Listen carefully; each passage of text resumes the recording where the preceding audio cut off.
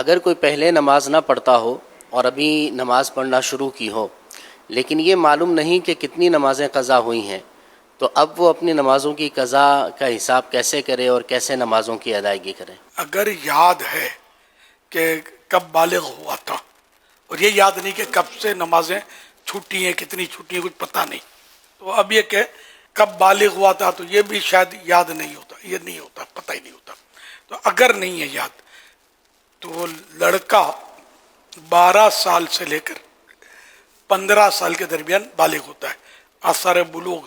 ظاہر ہوتے ہیں، اور لڑکی 9 سے لے کر 15 سال کے درمیان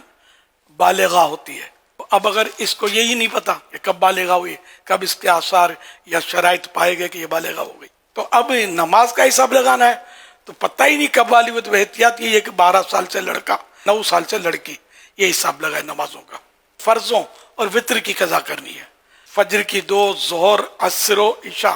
کی 4 فرض، مغرب کی 3، اور عشاء کے فرض کے ساتھ 3 وطر بھی قضا کرنے ہیں۔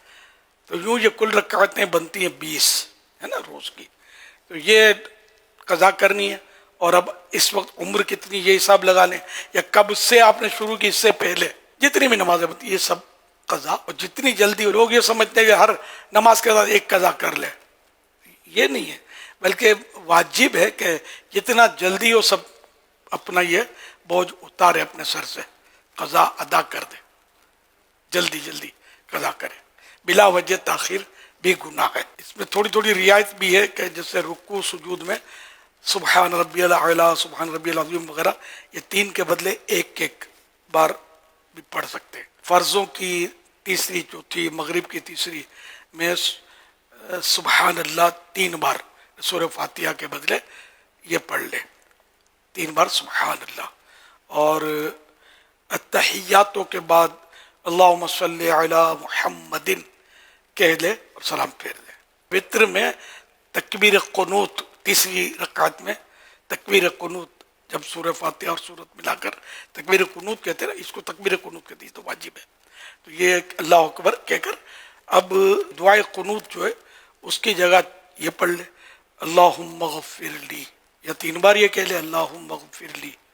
اور اب اسی طرح رکوع سجود وغیرہ۔ تو یہ تھوڑی تھوڑی تخفیف بھی بیان کی ہوئی ہے، تو یوں یعنی کہ تخفیف مانے کم کرنا،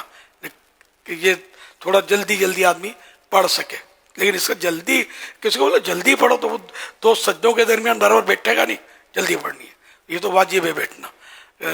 جلسہ جس کو پورا بیٹھنا ہے، رکوع کے بعد پورا کھڑا ہونا ہے، یہ نہیں کرتے، سمجھتے جلدی، یہ جلدی نہیں ہے۔ اور اس طرح بھی نہیں باغم باغ کرنی پڑھنے میں کہ حروف چب جائیں اور معنی خراب ہو جائیں، پڑھنا اس طرح ہے کہ وہ تو صحیح